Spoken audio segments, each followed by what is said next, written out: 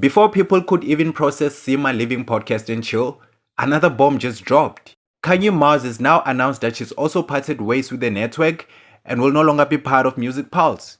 So my question is, what is really going on behind the scenes? Why is everyone leaving? That was not your best pulse, Mom.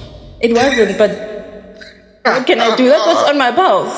What do you want me to do? Now people are starting to ask serious questions like what is really happening at the network? At this point, people are leaving so fast, it's starting to look like a transfer window. First it was PNC, then Munaka, then Sima, and now it's Kanye Mars. One person leaving is news, two is a coincidence, but this many, people are starting to side-eye everything. And social media, they're not holding back. Some are saying they are happy Kanye Mars finally made this bold move because according to them, no sane woman would willingly sit in front of a mic and co-host with Nota Baloyi. They're calling every episode pure chaos, saying it turns into a disaster before it even gets going.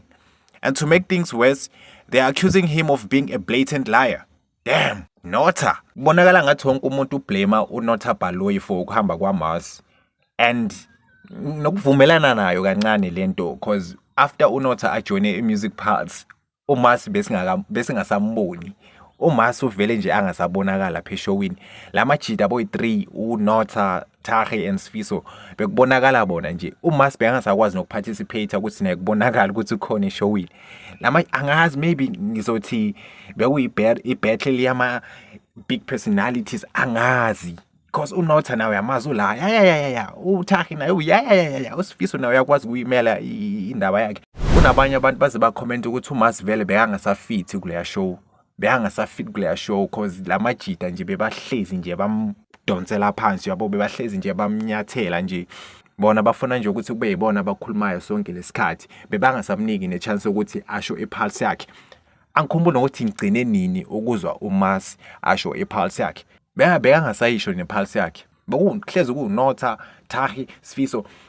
Bekangasasitholi nesikhathi sokuthi naye akhulume ipulse yakhe, akhulume lento esengqondweni yakhe. So asazi maybe yiyo lento emenza ukuthi na decide ukuhamba, or maybe ubone ngathi angeke asakwazi ukuthi abalance ukusebenza kule Podcast and Chill network aphinde asebenze ku Yano Lyrics because sonke siyazi ukuthi uMars uqale kuphi eYano Lyrics, and iYano Lyrics is doing big things. Leyo ngiyavuma, iYano Lyrics is doing big things.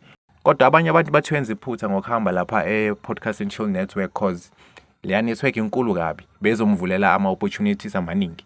So babona ngathi wenza iphutha bekumele nje angahambanga since yana ufuna vele ukuba like a